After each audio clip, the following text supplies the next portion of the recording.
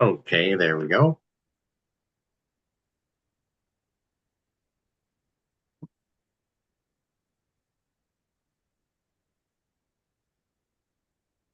So let's see. We're going over the highlights of our last Wednesday accountability call, and our last meeting was good. The last couple meetings have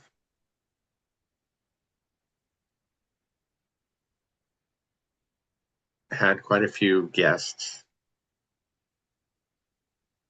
I think this week we had 30. Last week we had 38. So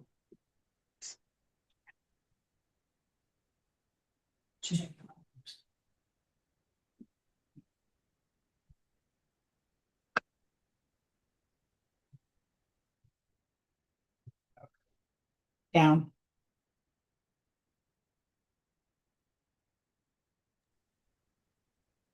yeah, we had 38 last week. We had 30 this week, and we had a good discussion this week. We talked a little bit about insurance and taxes because our taxes went up on one of our properties, and I was trying to understand how they arranged the new payments because it seems like it looked like we were behind a year, and the way they calculated the payments, our our pity was going to go up $400, and that was for the property in Milwaukee. Is it $400 overall? As in $400 for the, $400 per month. whoa, So so that's a sell, lot. sell, sell. Sorry, go And ahead. do you see us live? Um, yes, I do.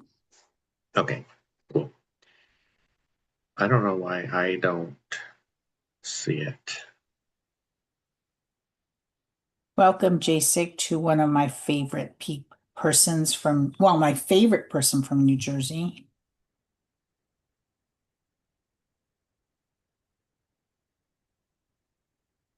So we talked about that. We talked about that our taxes were going to go up. Excuse me, our insurance was going to go up a little bit as well, and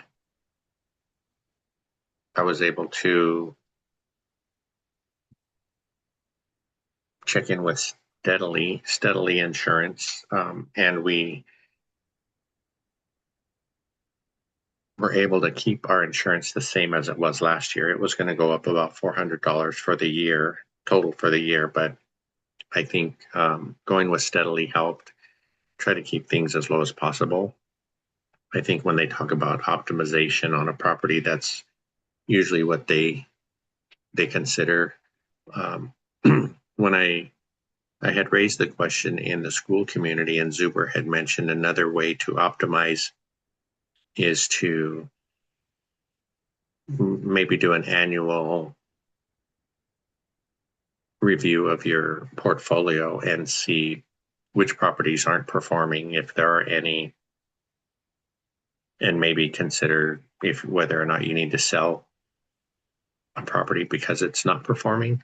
And you can do a lot of different things with the proceeds. You can purchase a new property somewhere else, or maybe in our case, pay off a property and create greater cash flow, even though that doesn't create the best use of your money as far as cash on cash return, because your cash on cash return would go lower once you pay off the property and have all that money sitting in that property. So there's that. And what else did we talk about? There was some of the people, one of the people in the group had a meeting around how people are using AI in their real estate investing strategy. Um, I thought that was interesting. And I think because I've been playing around with AI for a few months now, not using it really for our real estate, but I know there are businesses out there that can't remember the name of the one the guys use, but it's a whole platform, and that platform basically uses AI to gather data and evaluate neighborhoods, and you can evaluate or analyze a deal using AI. So I think it will be a valuable tool. Hopefully that will pick up steam, and maybe they'll start having a call in school based around that uh, scenario too. Do you play around with AI yet? Um, Not really. Yeah, I don't. I do teach kids how to use it responsibly, but for anything I'm doing, not really. I mean, I know it's a tool, I know it's there for me to use. I just haven't.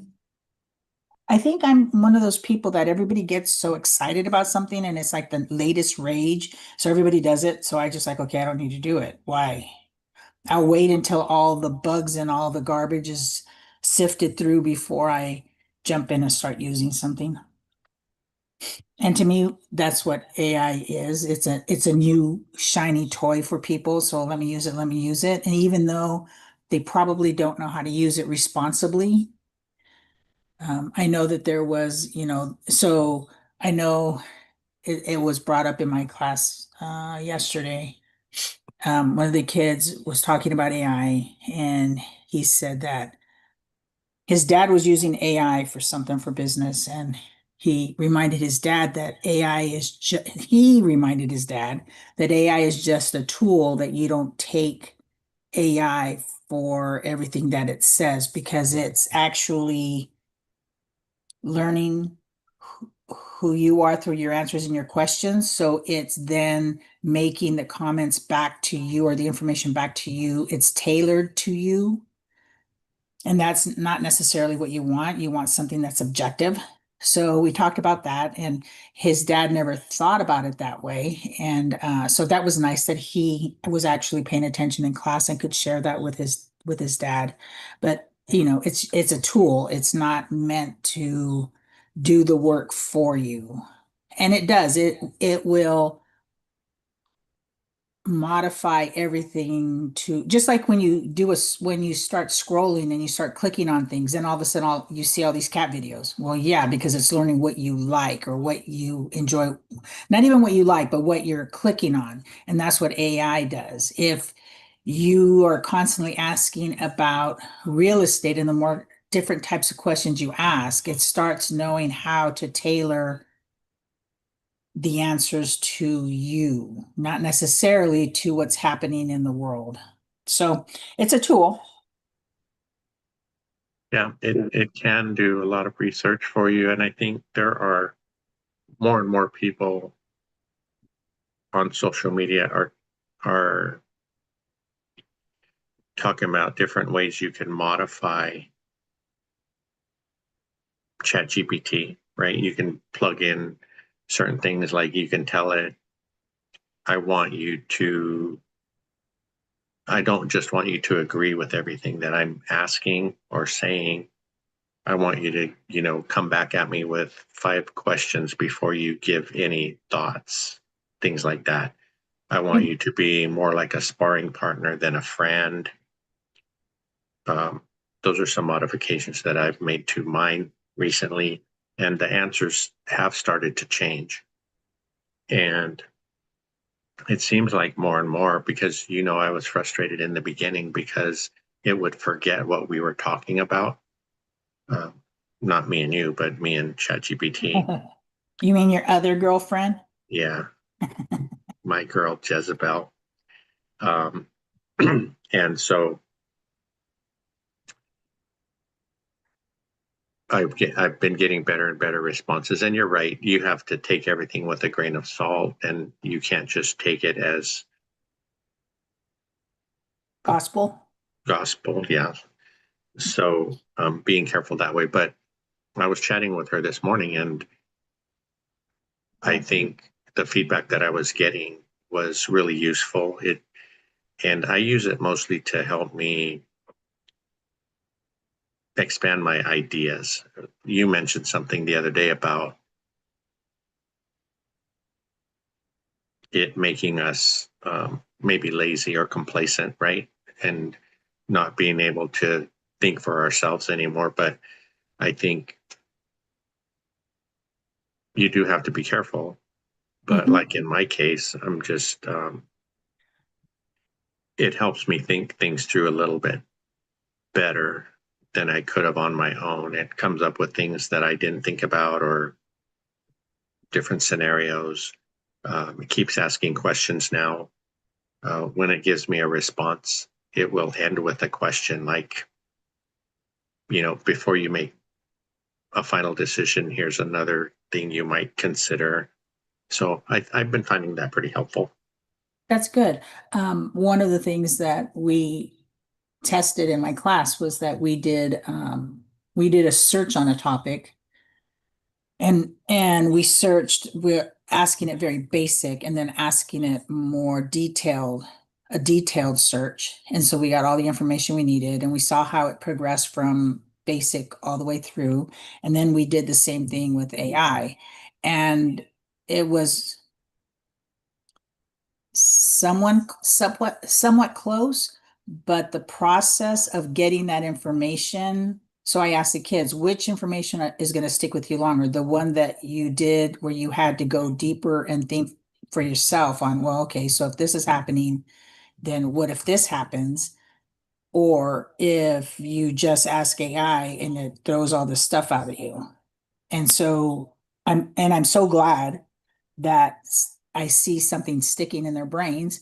They said, well, um, if I personally have to go deeper in my questions and really look at what I'm getting and saying, okay, this doesn't make sense, or asking deeper questions about the responses they're getting back, then it's going to stick with them more than if they use AI, which I'm very happy about. And um, I'm glad that it's helping them to have critical thinking skills, which I think is another thing that technology kind of, well, I can't blame it on technology. We get lazy, and when we use things instead of wanting to go deeper or asking ourselves those questions to really learn whatever we're doing, then we lose those things. One of the things that JASIC says, it's very similar to smartphones. They got smart over time and people got more stupid. Yes, they did. And do you know, and I'm guilty of this with smartphones now, I don't even know phone numbers. I mean, I know my husband's and that's it. I don't know my son's. I know 911 and my husband, that's it. We are so used to technology doing things for us that we start to lose parts of using parts of our brain, parts of our memory.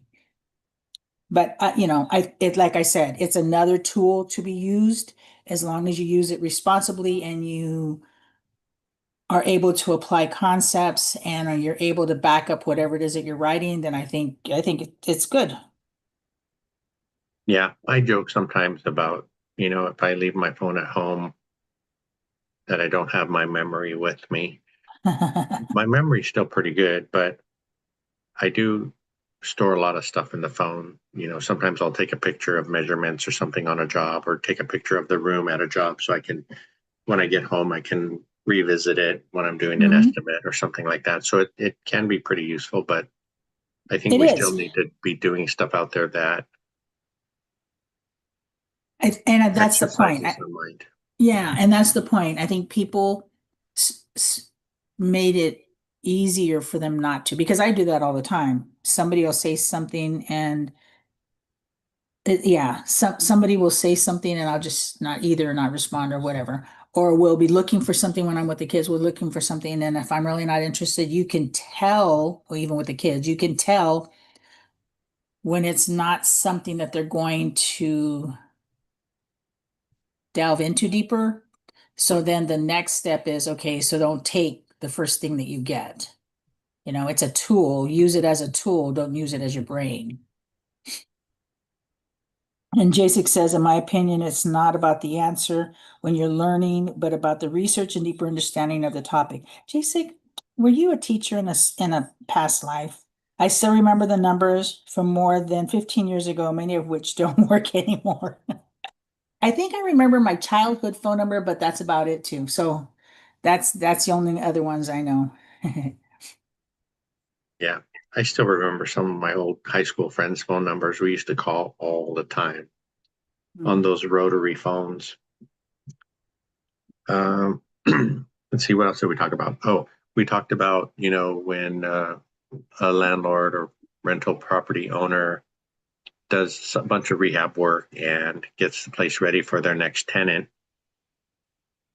And somebody mentioned being nervous about handing over the keys because you never know what how the tenant is going to treat your place until they're in there for a while. And that's I think that's been a concern or a feeling of ours as well, because it costs a lot to get the places ready to go. We talked a lot about tenants being late with rent. Are you okay with? I wouldn't say we're okay with them being late, but they do pay a late fee, and I realize that the late fees aren't the same across the markets. I think ours are typically like $50, and my comment was that's not much of a deterrent. For $50, somebody's going to pay late every month. But somebody mentioned that it was 10% of the rent, which would be great because that's at least like $100 to $150 a month, and I think that could make a difference and help them pay on time. Right. I do too. Yeah, I didn't when you told me how much ours was, I was like, then so why do they care? I mean, I understand, and there's some situations if, and I guess this is the part that I'm a little bit more soft-hearted on, and not soft-hearted, but I'm a little bit more understanding. So if somebody gets paid every 2 weeks and their first 2 weeks doesn't cover their check, I mean their rent, so they need some more from the next, even if it's $100 from the next paycheck, and and they're on a tight budget, and but they're living where they're living because it's a better place for their family. I don't, I think whatever sacrifices they have to make.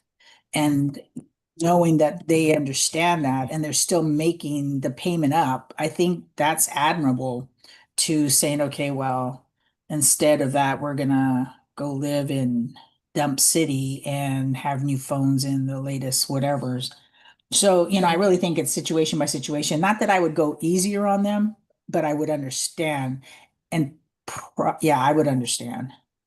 That's why I don't think I could be a on-person landlord, like where I have to collect their money and what have you, because then I would think somebody's really having a hard time, and I would have a soft heart because I do have a little bit of a heart. And then when I find out that they are just playing me, oh man, that'd make their life rough. So yeah, maybe it's better I don't do that either. Yeah, I think like Dion says, if you don't have a backbone, you need a property manager. Oh, The I got a backbone and a shovel. the other thing, okay, so late fees. So wait, I'm sorry. Can you set your own late fee, or is there No, it some depends on your rental market. god that says, oh, so it depends on the market. So who sets the market? Well, it depends on the laws in the market. Oh, got it. So, okay. um, Someone had mentioned that they had a tenant behind a couple months and they were moving towards eviction, and someone else mentioned, uh, as far as a way to get them out, that they might offer not to go after them for the past rent if they get out by the end of the month. And I don't know, to me, that sounded kind of like cash for keys. And we Yeah, know, that's what I was thinking. yeah, we know the lumberjacks stand on that because if you do cash for keys and you don't do the eviction, then you're just passing on a bad tenant onto the next landlord. And I think So we should, do they have to pay, do they have to sign something that says it? Well, so I see a whole bunch of messes with that one. I mean, first of all, you can give them cash for keys. So what does that mean? That do you give them the cash or do you? yeah, you pay them to move out, basically. So then what if they don't move out? Then you're gonna have to evict them anyway. No, And so, they have to. but how are you gonna make them? So When if they get you, out, you give them the cash. I just keep thinking of a place that we just sold. So what's gonna keep them from coming back and being stupid? Yeah, I don't think I like the cash for keys. There's a bunch of reasons why that's not a great idea. So someone had questions about um, business credit cards, where was asking if anybody used them and if they had good or bad um, experience with them. And I think Jared was the one who mentioned the B of A business credit card, and that one's confusing because they divide the account into two. It's like two separate accounts, but it's all one. So that was very confusing as far as billing and tracking expenses. But we use American Express and we use the City, Hmm. or excuse me, Chase Platinum Inc. Visa business credit card, and I think we have a few others. So I like them because if it's a true business card, it doesn't reflect on your personal credit side. So how would you know that? Use it and then see if it shows up, or is there a better way, an easier way? No, usually, If you contact the credit bureaus, would they tell you? Huh, interesting. no, usually it's if the business card is started with your through your LLC, then you use an EIN instead of your social security number. So do you have to have what did you Yes. say? Oh, don't let me finish asking a question. What was I going to ask you? Do you have to have an LLC? Oh, okay. Yeah, that's why we had to start the LLC when we were doing the Fund and Grow Uh-huh. because we needed the LLC to get true business credit cards. Uh, Someone in the group he was in the middle of a lot of stuff. He was buying 5 properties, doing a 1031. Wow. He's really going after it, and he's been doing it for a while. But that was impressive to listen to. And I'm not sure I heard this right, but I thought he said something about escrow affect affecting your debt to income ratio. And I think what I heard was if you don't escrow your taxes and insurance in, then obviously your payment's going to look lower, right? Because it's only going to be principal and interest, Mhm. not principal, interest, taxes, and insurance. So Huh. that what I was thinking was that would make you look better, right? Because your payment's going to be smaller. So I have to dig into that a little bit. Hmm. And I kind of like that when we have everything in escrow because then I don't have to worry about it. It's like one less thing on my calendar. And I know that you get in the habit of putting money aside every month. I understand that concept. That's not a hard concept. But and when things happen and that money is sitting there, you have to have a good amount of restraint not to touch it. yeah, And I guess if it's an emergency, then it really doesn't matter. An emergency is an emergency. But yeah, I know every year when we get our primary um property tax and it comes in the mail and I open it, I almost have a heart attack. And I said, where we could get this money, you remind me, we already pay it. So that's nice. yeah. I think, but I wonder if it could help us in maybe anybody listening in the comments. if you don't escrow your taxes and insurance, then your payment looks smaller. So that seems like that would be a help. But then you are taking that money that you need to each month and putting it into a bank account. So as you're doing that over the year across your portfolio, you would have another bank account with money sitting in it. I wonder if that would help as far as lending goes. Oh, That's good something that question. we should ask the group too.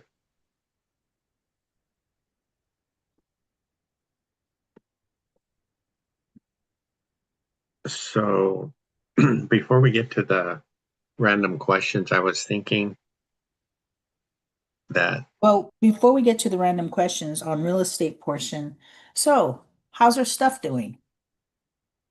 ours, Yeah, uh, share. ours is doing fair, I would say. We're going through the one turnover in the triplex, and that one should be done by Tuesday. The whole The thing finished, Yeah, the ready for turnover. rent? Uh-huh. And how much was that? How much, what was the cost on that? And what were the renovations that needed to be done? It was about $6,300, and it was painting the interior. They're replacing a couple of doors. Um, some of the some of that should um, the tenant's deposit should pay for a lot of that. I would say their portion of it was about $2,500, but their deposit was only $1,400. So the PM was negotiating, and at least the tenant was chatting with the PM. They they came back and felt a couple of things were not their fault, but the property manager had pictures of when they moved in, and things were obviously Right. damaged because they were there. So of that 6,300, in the best case, 2,500 will be their responsibility. Um, if not, at least 1,400 will be, and then our portion would be the rest. So about 4,000. Well, that's Um, not bad. yeah. That gives you hope when you have um tenants who are willing to talk to the PM about, all of Mhm. this. Because really, if not, then you have to go to small claims court and all those fees. So then you have to stop and think, is it really worth it? And It's even if not. you go, yeah, I know. Even if you go, then what's the odds of them paying anyway? Yeah. Yeah, it's not. So that's a good thing. I like that. So what else? Um, we decided to try to get the carpets to last through one more tenant. There were a couple of spots where their dogs chewed the carpet, so they're going to make carpet repairs, and they're going to bring in, I think the ozone machine is in there right now because of the pet smell. I So live they right were going here. to Mhm. leave the ozone thing in there for a couple extra days. And they always deodorize them and stuff, but I'm hoping that it gets all of the pet smell out, Mhm. and then it'll be up for rent. And I think he's thinking of um,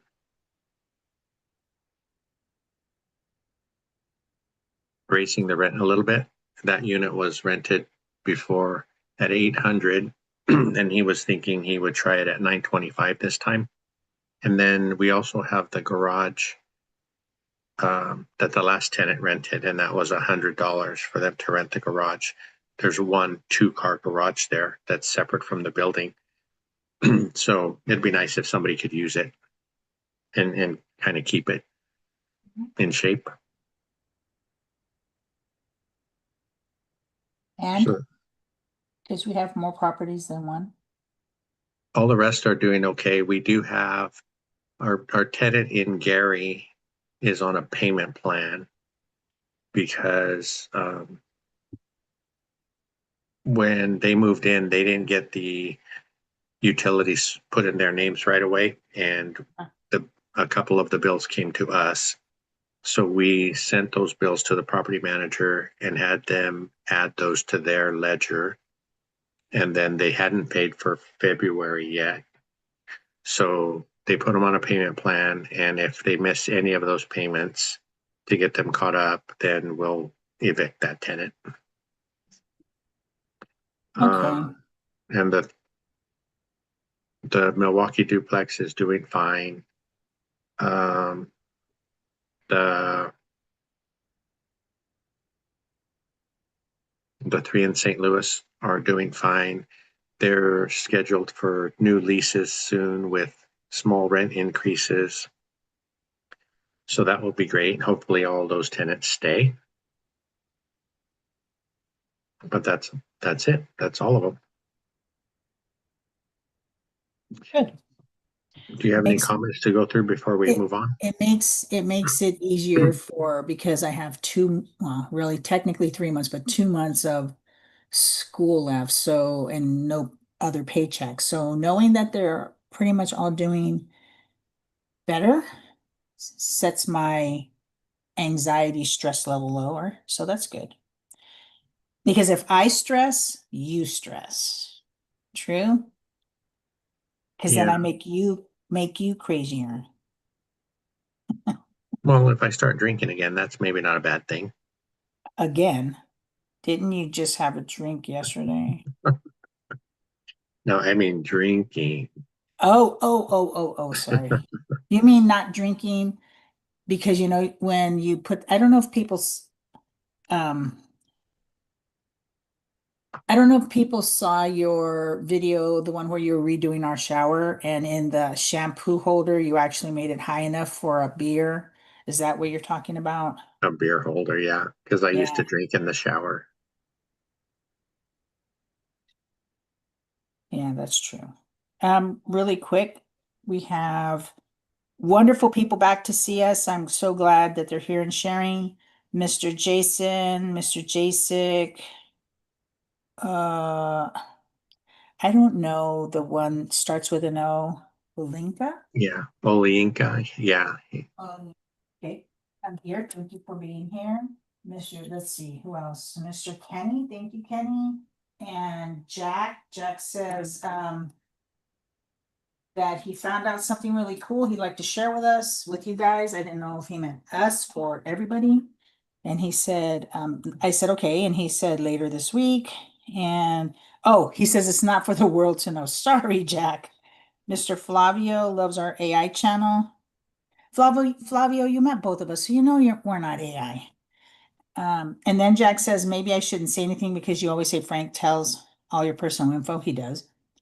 Oh, and Jason says real drinking. Yes, real drinking.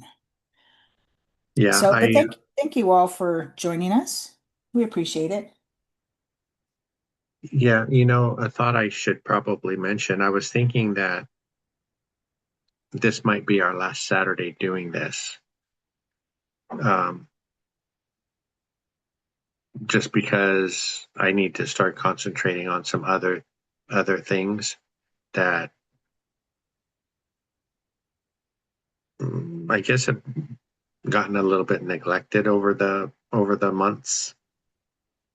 So you and I have been talking about it a little bit, but we'll continue that conversation. But for now, I think this will probably be the last Saturday that we do a live. Oh, you just threw this at me. Oh my Yeah, goodness. yeah. Well, Wow. we'll Okay, talk we'll about it talk. later. But I really appreciate everybody that joins us every Saturday, taking time out of your day to come in and comment and give us um, positive feedback all the time. So I appreciate that. I did have a couple of random thoughts. Let's see.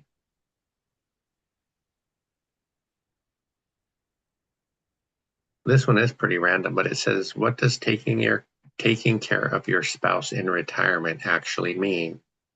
Many people say this phrase, but very few define it.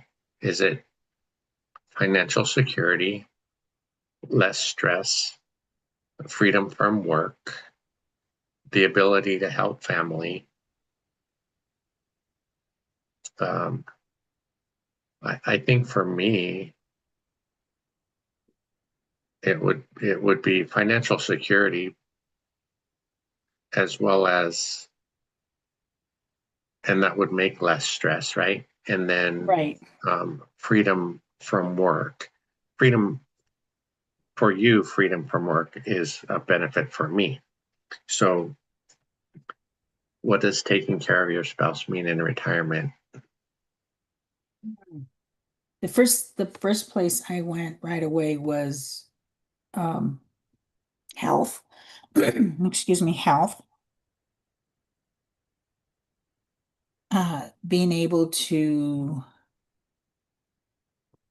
yeah, health, being able to do nutrition wise, being able to be better about that, and being able to just that kind of stuff.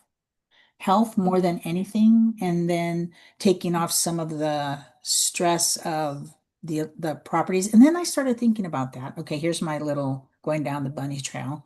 Um, I don't know if what I'm thinking of to help with is more for me than it is for you, because I need things organized a certain way. So I would do that. And then I think, well, that's okay because I need to know that if anything were to happen and I need to take over for a little while. So I guess that would help. And maybe it would alleviate some of your stress. Um, and I think to allow you to be more selective in the jobs that you take, um, and to do more of the things that you're becoming more passionate about, even, and a lot of them are for us, but that you have become more passionate about doing. I think that's it. Yeah, I think all of those are really valid points, and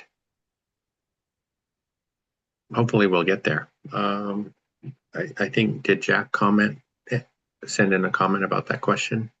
No, I think that's for us later. Oh, Um,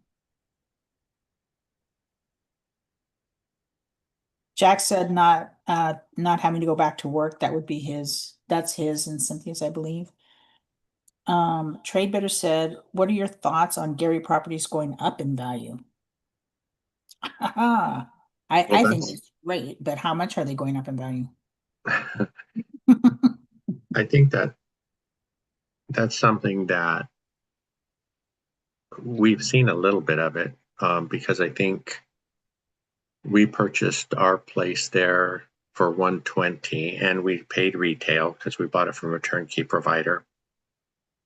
And I had, um, I don't know why I checked in.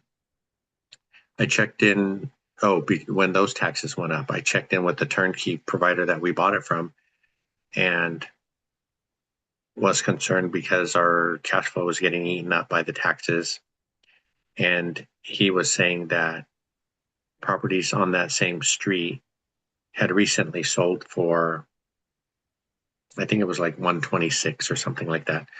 So um, the values have increased a little bit. There was talk about the Bears going to They're not going anywhere. Indiana. Um, if that happens, I could see values going up, and I think things are going to happen in a positive way that are going to increase property values there. But I think we need to hang on for a few years for that to take hold. But I'm pretty optimistic about that market. I don't think we would buy there again, but since we own there, um, I think we should hang on, and there will be some benefits coming. Yeah, I think there's definitely potential there.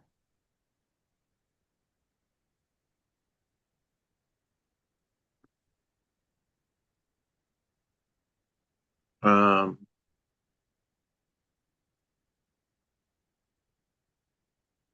I forget when we sold that property. Was it last year? Because that will No, come in. it was, wasn't it this year? Um, I don't remember. yeah, I have to look, but that I don't think it will have much of an effect on our taxes. Maybe it'll be a positive effect because we lost quite a bit of money on it. We bought it for 60 and we sold it for 40, plus all the money that we had just put into it. So hopefully we have some losses there that are going to help us in other areas. Okay, next question. What part of real estate investing turned out to be harder than we expected? All of Um, it. you have already mentioned things like property structure issues, maintenance, cash flow pressure. So yeah, so there was quite a bit. I don't think there's been anything easy in real estate. I really don't. There hasn't been one part to me that has been easy. And it's not supposed to be easy because if it was easy, everybody would be doing it. I know. I don't think there's any part that's been easy. And I think well, people say, yeah, once everything stabilizes, blah, blah, blah. Okay, our properties are a little bit older and then um, where we bought. So there's always going to be something popping up. Yeah, eventually we might have the chance to buy in a better area. Okay, but real estate is cyclical. There's always something that's going to be going on, something that's going to be happening, whether it's the taxes end of it or it's the um, upkeep end of it, whatever it is. It's not a passive venture at all. So I think, yeah, I don't think anything's easy about it. But I think the more you educate yourself and the more you are with like-minded people, and this which gives you the support, then the easier it is to get through those ups and downs. So for that, I think that's my thoughts. I think, yeah, I definitely think the community is helpful, especially this one, because they all share their challenges and it helps us to realize that other people are going through similar situations. It's not like we, you know, bought a dump and we're paying for it. It's these are all natural challenges that a lot of other people face. So I don't think there has been anything really easy. I think the buying process was easier than I thought it would be, maybe too easy. But yeah, the maintenance,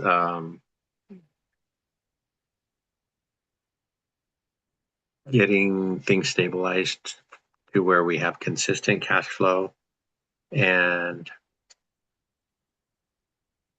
that has been a little bit difficult, but it's showing up now. You know, Yeah.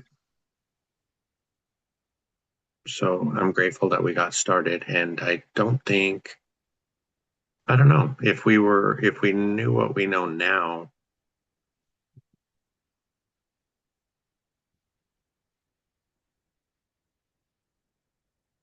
maybe maybe we didn't have to start with turnkeys. Maybe we could, I forget who, maybe it's Casey from Brick by Brick Wealth that talks about buying the little old grandma house. Something that has been taken care of. Maybe it's dated, but it's all taken care of and still in decent shape. I think we could have done better buying something like that than the turnkeys.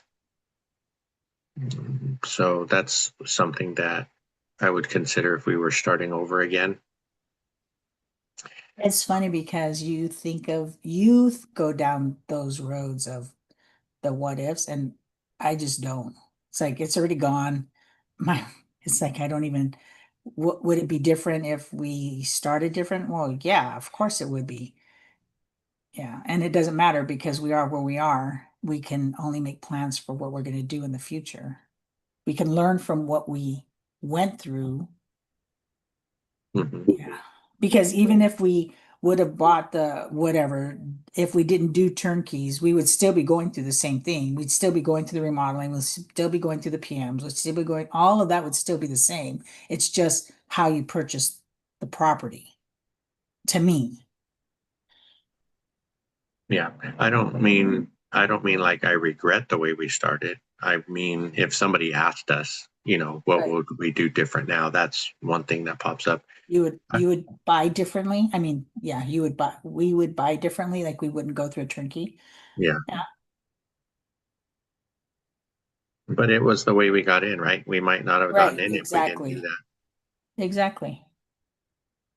Trey Bitter asks, what are some passion projects you're looking forward to? Today, I don't have any passion projects. Sorry. Do you have any passion projects? I don't know, maybe too many. Huh. Too many, and I'm not gaining ground on any of them because I have too many too many irons in the fire, I guess is what they say. But yeah, I think I don't know, some of the things that I hope to do in the next now that spring is approaching, that's exciting because I can finish a lot of the outside stuff here at the house that needs to be done. And I don't know, a lot of people wouldn't consider that a passion project, but I enjoy that kind of stuff just to make the house as nice as I can make it. And I know we may be selling it soon or sooner than we thought we would. So it's like you're fixing it up for someone else, but we do want to get the most out of it that we can. And I think making it as good as we can will help us do that. Um, I have a lot of projects. We've talked about um, all the different little side hustles that I've been diving into. So I think I want to get one of those rolling, at least complete it to the point where um, you can do whatever, if whether it's like the Amazon affiliate stuff. So get through the process, right? Apply, get accepted, get some links out there for things that we use and see if it helps. If anybody uses the links to do their shopping and it would show up on your ledger, whatever, however that works. But just to go through the whole thing, um, not stop halfway because it's not going to do you any good that way.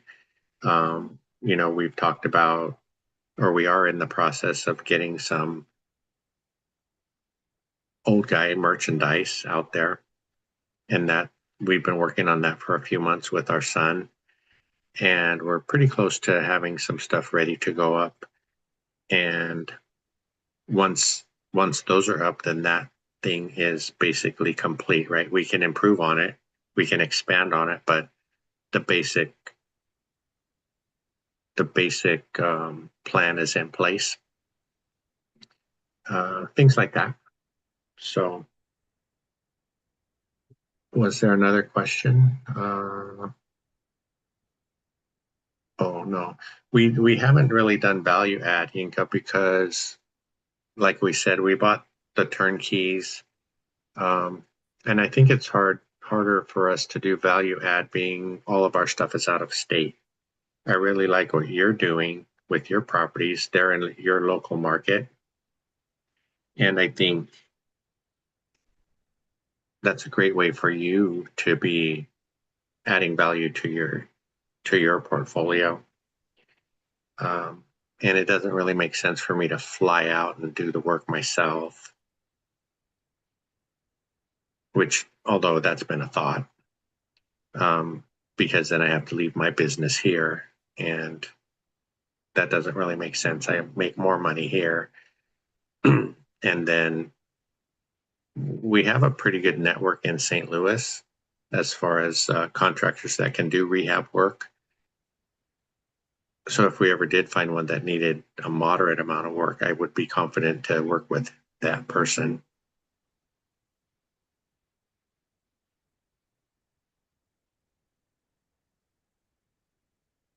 So, um, yeah, that's why we haven't really taken on.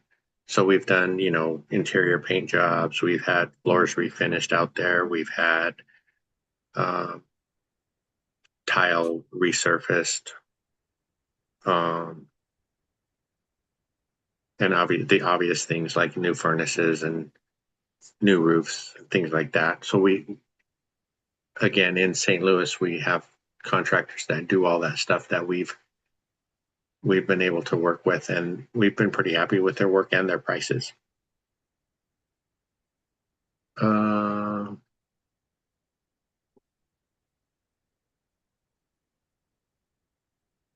has real estate investing reduced stress in our life or added to it?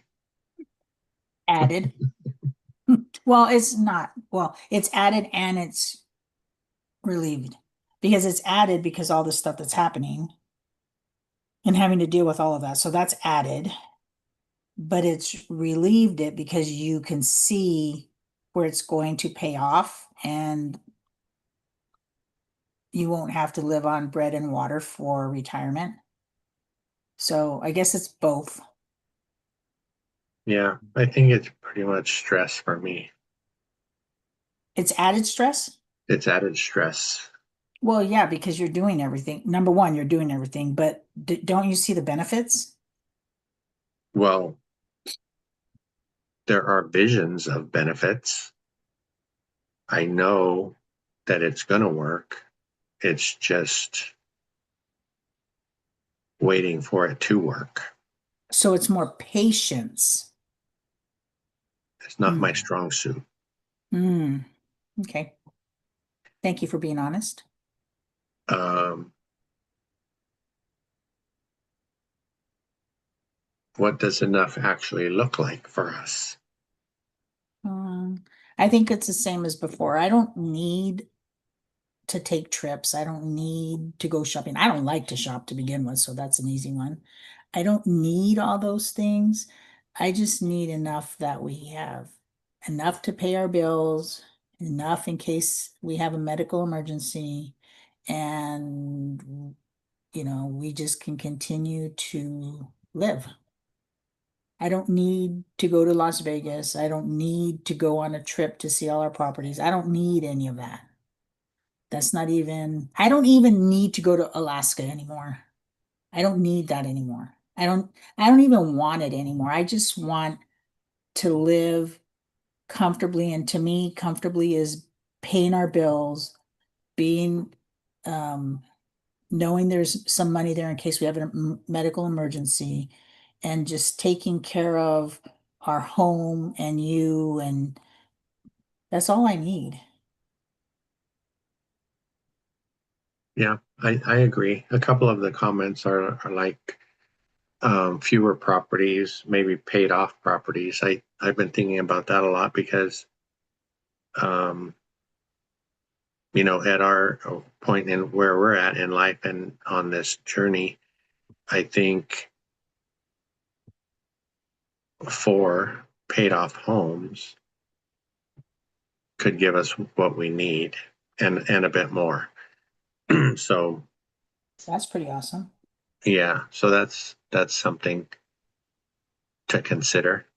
And I think in a couple more years, we'll have more options around that idea. So that's pretty exciting. Um, did you have a comment or question in there? Yeah, Trey Better says, based on your experience, what is something more the ORAD accountability groups can do to help the community more? I think, well, I don't know. Go ahead.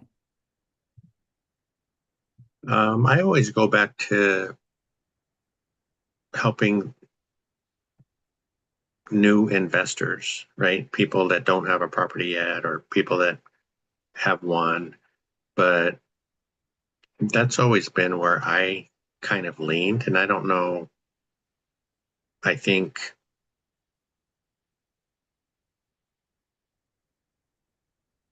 that now there's something for everybody, which is great, but a lot of it doesn't pertain to us anymore. So I find myself um, thinking of backing off a bit, and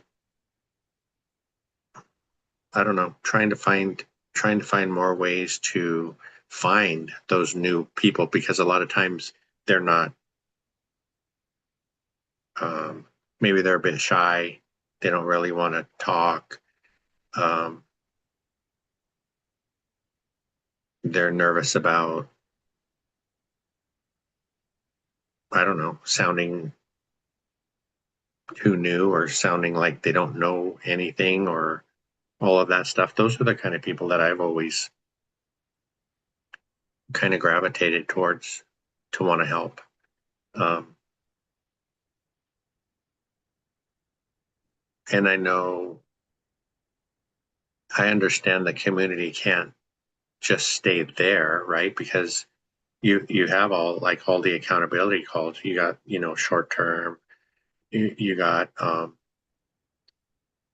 well, short term and midterm, you have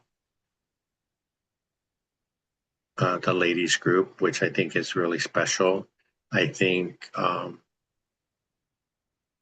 there's a couple of groups that are really intent on the accountability aspect.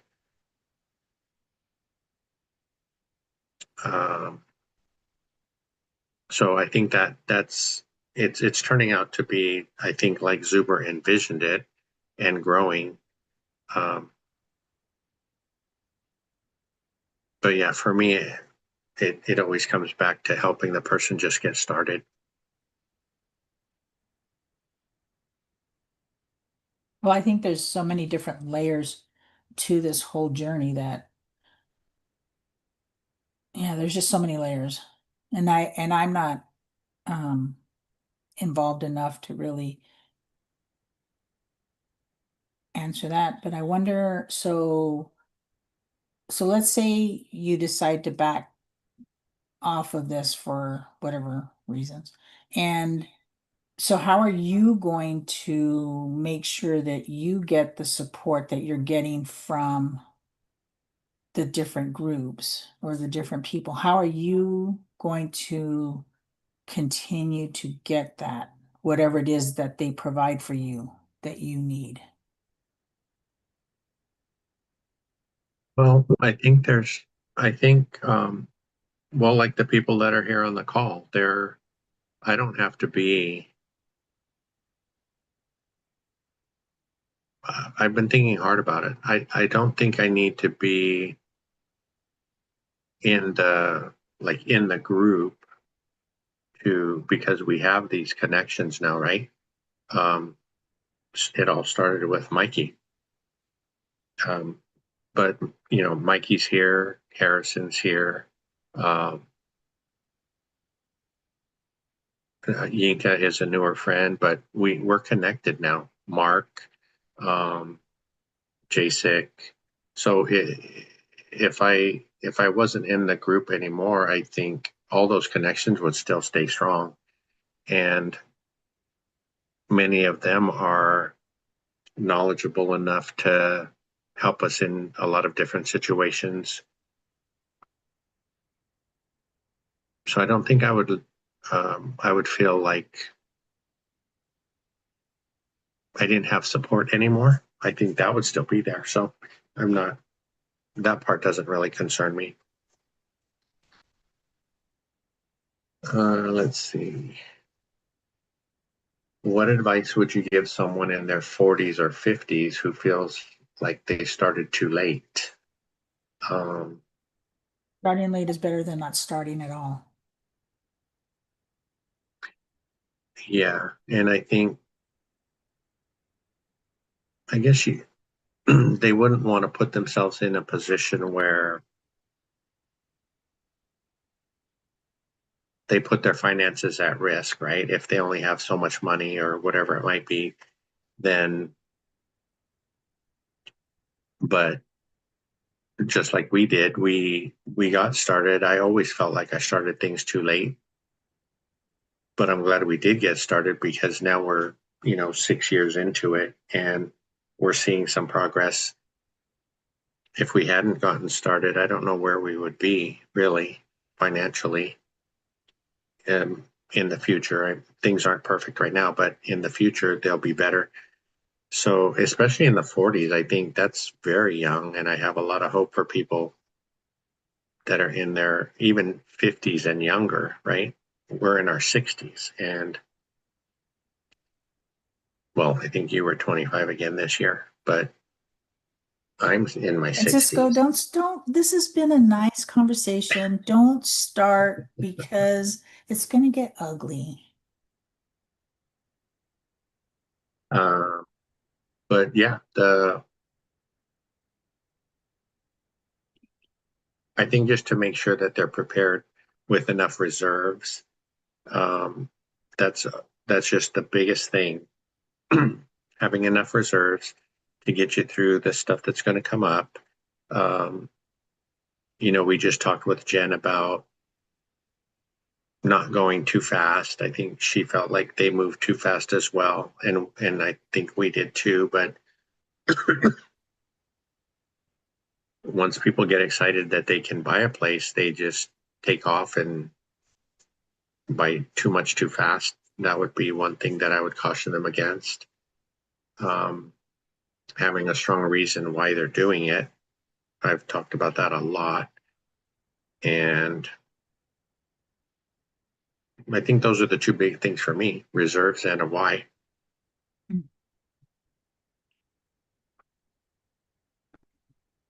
Alinka says, me too. I've made some good friends. Yeah, I agree. And Mikey says we can give you recaps to what's going on so it can focus on what's most important right now.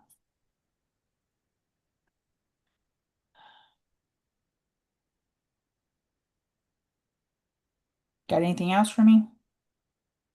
Um, Do you notice I'm kind of melancholy today? Kind of introverted today? Kind of, why is that? I don't know. I think because you just threw it out there that this was our last meeting and we've been talking about it, but we didn't make a decision. And you just like threw it out there for the whole universe to hear. Maybe I wasn't ready. Maybe I need to process that first. But you just took it on yourself and decided this is what was happening. After I tell everybody how much you talk to me, oh, wait a minute, that isn't you. That's my boyfriend, Olgayari, who talks to me about things that are going on. Never mind, I take it back. Well, maybe you could have me as your guest next week. Yeah, no, no. Okay, next question. What an idea. What? Huh, go ahead. Never mind. um, what mistakes did we make because we trusted other people too quickly? Mm, I don't trust people quickly. I don't. yeah, I don't in So, personal life, but I think in the real estate journey, I might have. oh, who? I'll tell you who you trusted too quickly. Go ahead. Um, well, maybe it's a little bit different, but I was thinking whether it's agents or turnkey providers or probably those two right off the top Yep. that they're just selling stuff, right? Yep. And that's mostly what they care about is just making that sale. And I think I didn't vet them enough in the beginning. I think moving forward I'll be a lot better at that, but that was probably something I did. Yeah, and I think I didn't support you enough in that and make my voice heard. Um, and as you were going through some of those people, not being more firm with, look at this is where we really need to be, look at what we're losing. And even if we would have been at different ends on it, at least I would have made myself heard. And maybe somewhere in there you would have listened. Like the one PM that we had that you kept giving her chances, and I was like, cut her, cut her, cut her. And but I never told you why, and I never gave you any more information. So yeah, I could have been stronger in that. Yeah, I mean, we've learned a lot. I don't regret any of that. I don't really have any regrets at all. um, but we just think we could do better here and there, and that's Yeah, natural, I guess. that's good. That's how you grow. If you don't acknowledge that you need growth, then you can't grow. Oh my gosh, I'm being the teacher again. Has any part of this journey actually made our relationship stronger? Sorry, I was drinking coffee. I almost spit it all over my screen. Well, it showed me a whole different side to you. So before I thought we talked about everything and we just discussed everything, what was on your mind, what was on my mind, what we thought about where we were going with things and all of that. I really thought we were strong there until you started your groups. And I started hearing all the stuff that we were going through that I didn't know we were going through. So that kind of made me pause. And I know, yeah, okay, so that gave me pause. And then as I heard you, because I'm a private person, then as I heard you sharing our entire personal life online, then I thought, wow, this man has no stinking filters. How did I miss that? Because I think I'm a pretty good judge of character. And I was like, wow, what happened? What? Maybe it's because he's getting old and he's starting to become not senile, but starting to, how when people get old, they start to become more, I don't know, where they just lose those filters. So I thought, I don't know. I thought, yeah, so yeah, it's changed. So do I tell you everything? Not anymore. So when you stop doing all of these, yeah, I might tell you a little bit more. Because you know me, I come home and I tell you everything. I even tell you, you tell me too much information, but that's not true because there should never be too much information between us. And trust me, the things I tell you, you get a good laugh out of. But those are not things to be sharing with the world. Well, No, there's when when I back when I was doing that, was I drinking a lot? Maybe that was maybe that was part of it. no, but you're going to drive me to drink. I don't know who this is, but he says, Frank, I spoke with you once.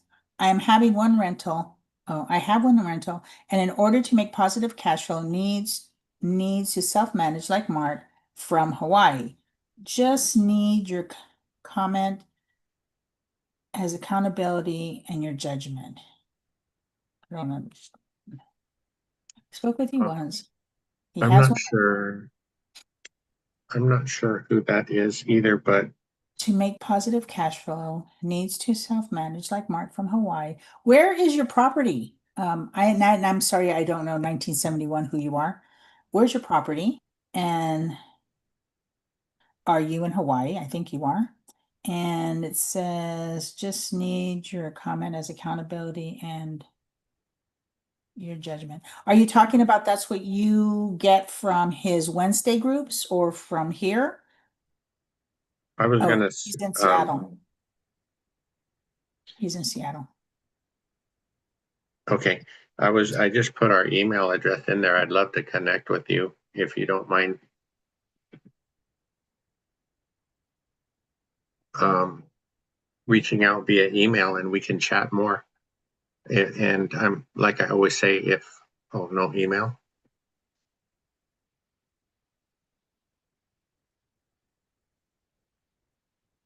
then maybe you can text me.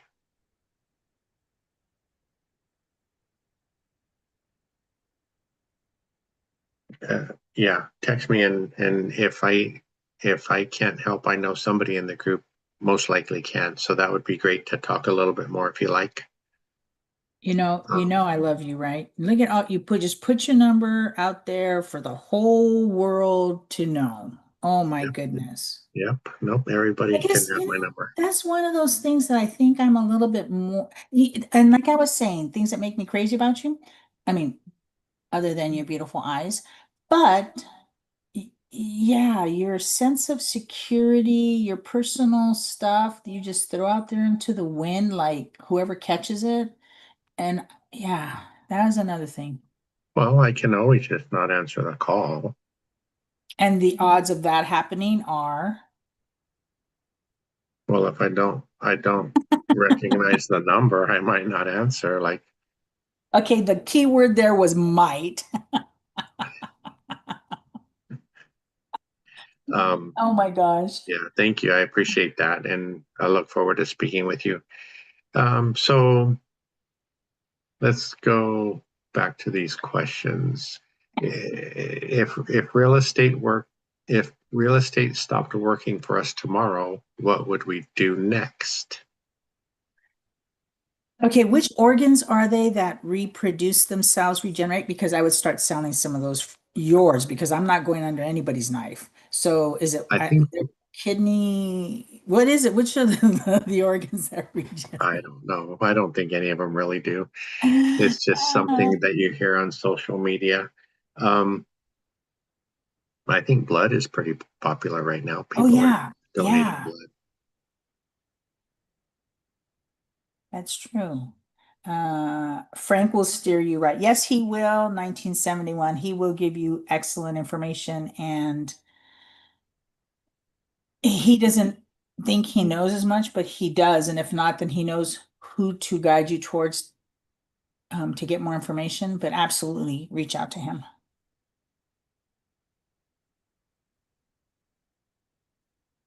I Um, will become a farmer. I like that idea, becoming a farmer. That would be pretty awesome. That would be pretty awesome. Become a farmer. Actually, I think I'm going to open up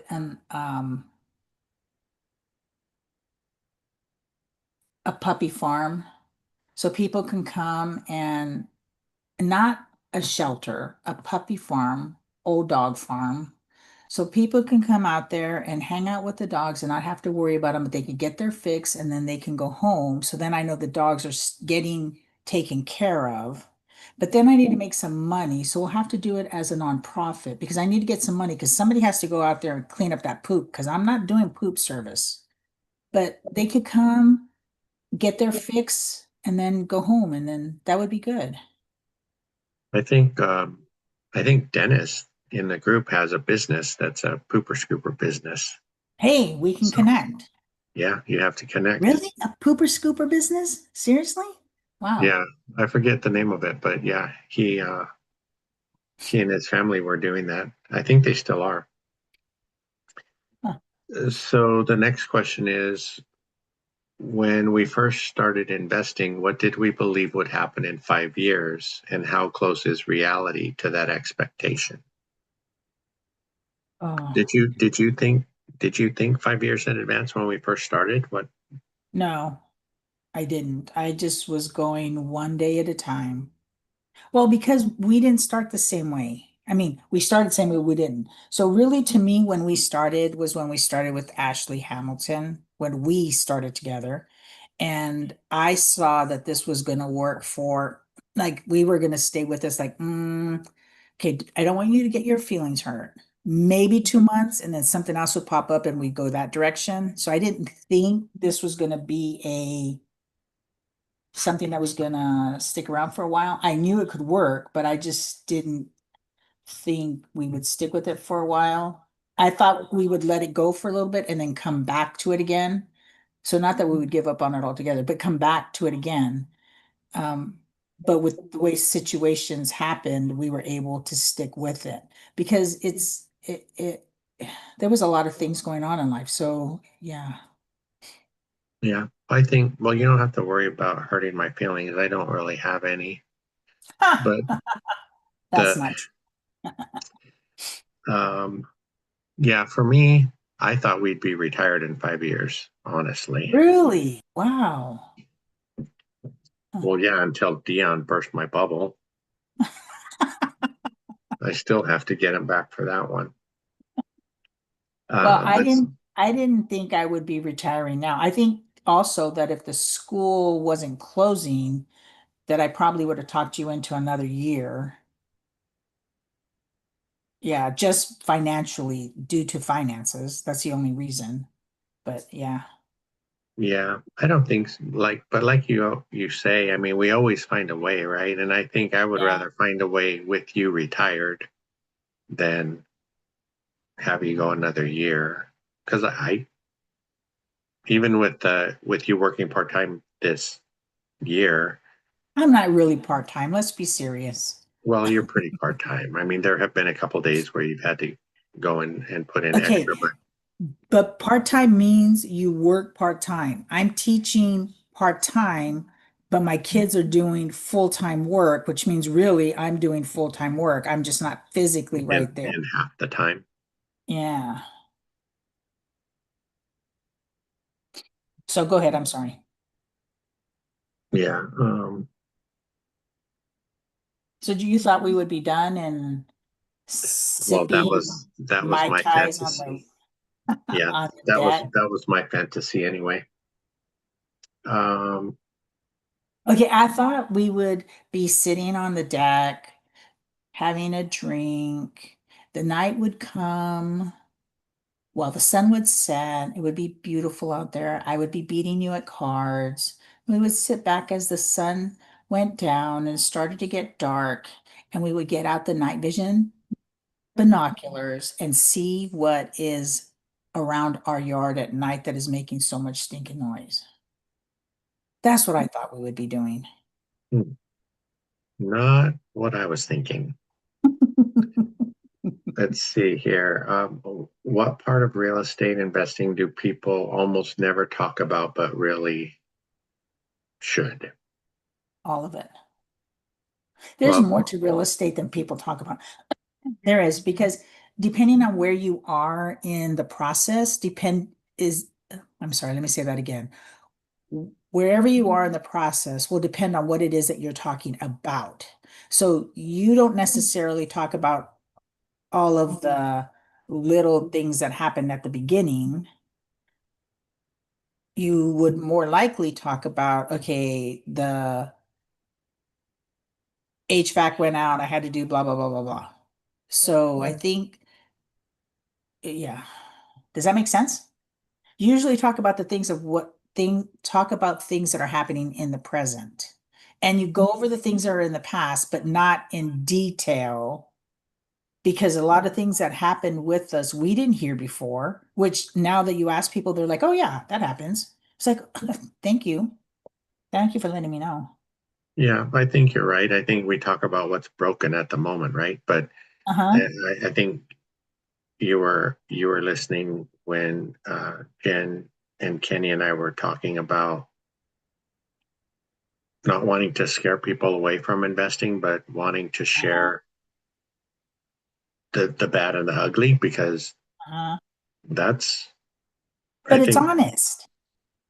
yeah, no, it is honest, but not that's not what you hear out there on social media, right? Right. It's, Hmm. this person makes 40,000 a month on cash flow and this person got 12 rentals at the age of 8, things like that. Kind of sensational clickbait headlines. Um, so yeah, I hope we don't scare people away, but they got to know the truth if well, we would like them to know the truth so that they can be successful. So I think that's super important. Do you have anything in there before we go to the next question? Yeah, nope.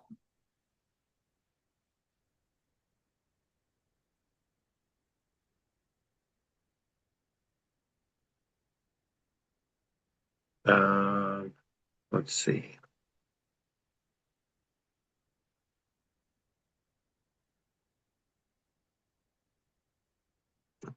I think Jason was surprised that you Oh had wait. night vision I goggles. know. Yeah.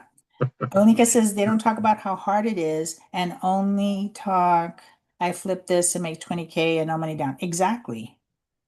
Yeah, that's unfortunate, but like Zuber and the other guys were talking about how bigger pockets kept growing and went in that direction, and they had to keep going, and then recently realized that us beginners were the ones who,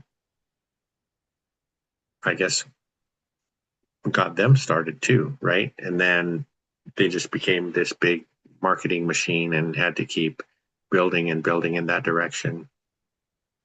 As far as bigger pockets goes, I like Mindy Jensen. I like the Real Estate Rookie podcast, but even there, it's not what it used to be. It used to be about really how to get started, and now it's just all of the clickbait type stuff. I like Mindy Jensen's honesty. I think she's kind of like you. If anybody's coloring too far outside the lines, she'll bring them back or she'll ask them not to come back. So, Love it. yeah, I like her for that. So what else you got in there? Anything? Well, no, we were just talking about you and how you won't go out with me in the dark because you're scared. That's all. And your son won't go out with me.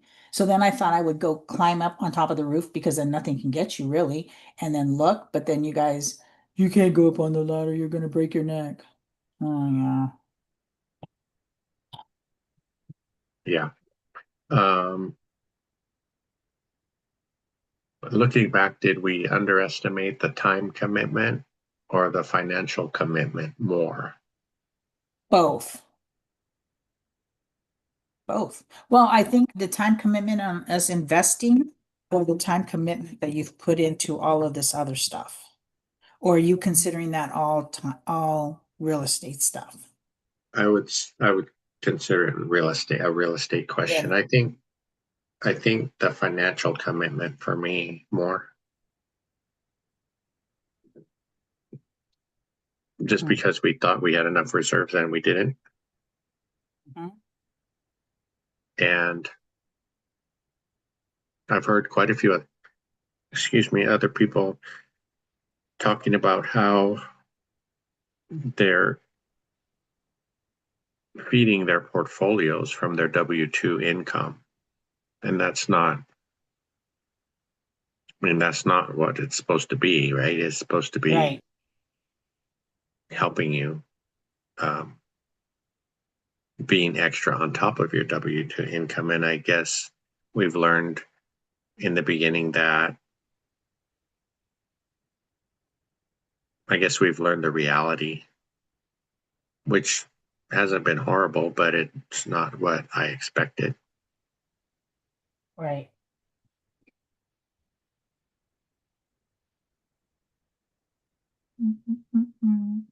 Let's see.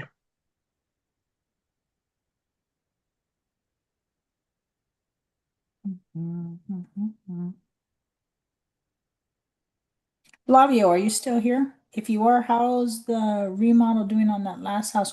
Wasn't he doing a remodel getting rent ready, one of his properties? He's got a few going, I believe.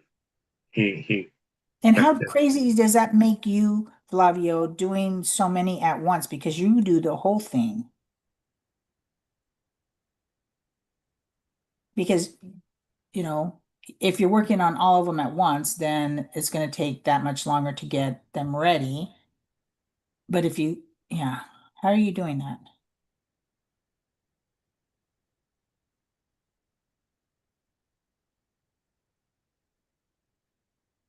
Here's a good one. It says, what are we still unsure about today?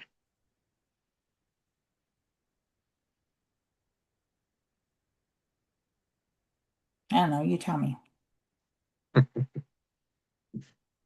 Unsure. I don't know. I guess there's a lot of uncertainties, right? We talk about selling our place and moving to someplace more affordable so that the whether it's Social Security and the whatever income is coming in from rentals will enable us to live comfortably. So that's still a little bit uncertain. Um, I think that's the main thing. That's the main one for me.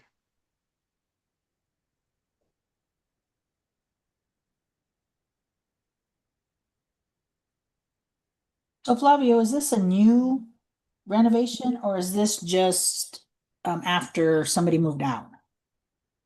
He says he does two per year. So I'm wondering if it's a new one he just acquired or is it rent ready because somebody moved out?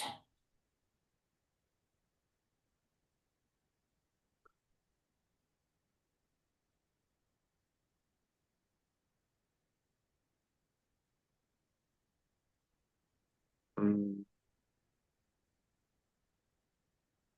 This next one is, what sacrifices have we made that people watching from the outside probably do not see?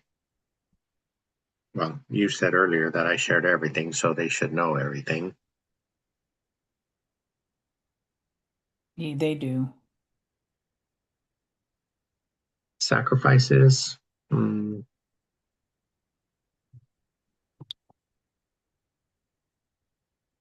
I, well, some people might have said like tightening their spending and stuff like that, but we never really spent that much. So I don't think that part was really a sacrifice. Mm, I think we already did all our sacrifices. I think we're done. I think we're done sacrificing. I would have to agree.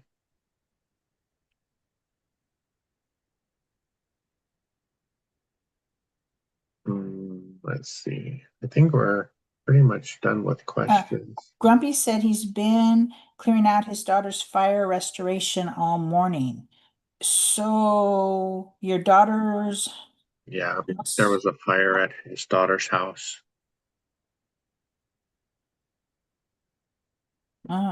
is everything, is she okay? Everything's okay, Grumpy? Chris says, why do most people not share everything? Frank, why do you share so much? I think Frank shares so much because he wasn't always like that. He was more private, but I don't know. Maybe it's you guys. Well, my main reason, Chris, is I don't look, think he's talking about just real estate. I think no, he's talking about overall. and I wasn't just going to talk about real estate. Go ahead.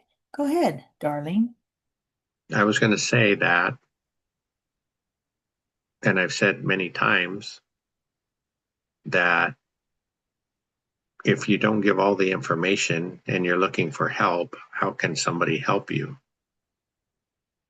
And I think some of that personal information is important for the other person to know. I think all these people in here that I share stuff with are people that I feel I can trust.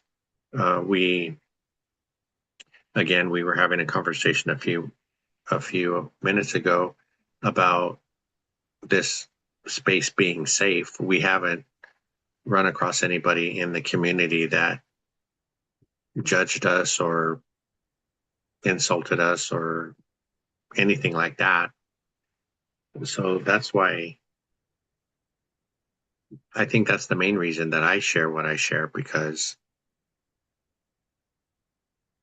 I'm hoping for thoughtful suggestions, recommendations, because I don't know everything, whether it's Darling, here, it's in around the investing, around how to make the best of our portfolio. So, darling, this some of the things you share, and don't ask me for examples because I just don't want to remember them all. Some of the things you share have nothing to do with real estate, hence the title personal information. I respectfully disagree. If our son was available, we would bring him into this conversation because he says the same thing. Dad, why do you have to share that? That has nothing to do with real estate. That's something you share with your wife, your family, not the world. Because you got to remember the things that you say and stuff are out there forever. Okay, I'm done with that one. Yeah. So Yeah. why don't we, Chris? Because sometimes things just need to stay private. Some things just need to stay between you and your spouse, you and your partner, you and your whatever, or in your close knit group of friends of two or three. That's where things stay. And not that this isn't a safe place, but people don't need to know everything, honey. Okay, let's move on now because this is going to cause issues. Jack says, can I adopt an old dog that makes a good camp dog? Jack, are you still thinking about opening up a camp place? And I wouldn't go really old dog. I would go middle-aged dog. And Flavio said, this year is going fast. I'm looking for the project for this year. Chris says, I thought it was looking for help, and I think it is tough for many, me included, to extend ourselves like that. We fear being vulnerable.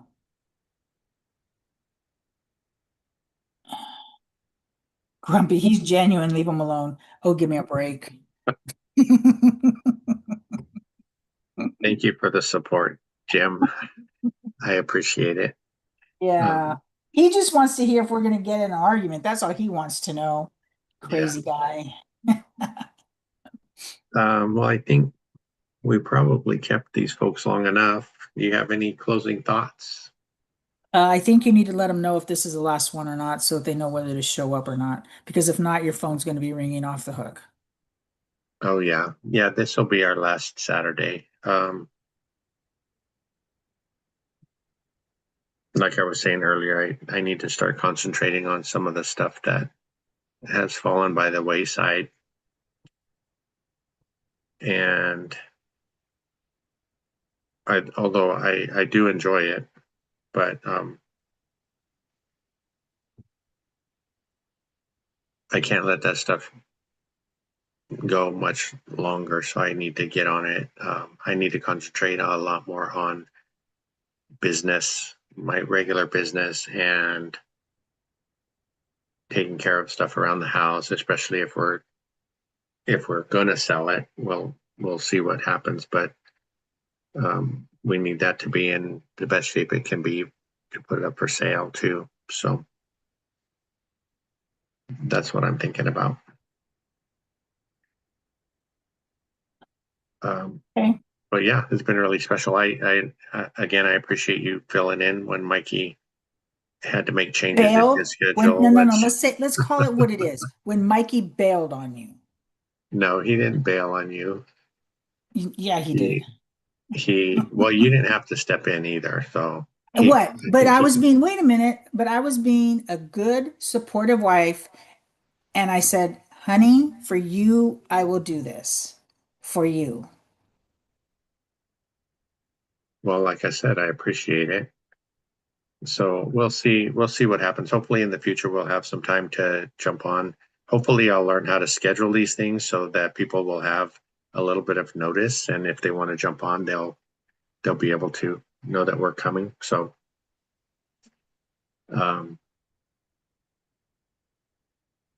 I think that's it for now. Any comments we should?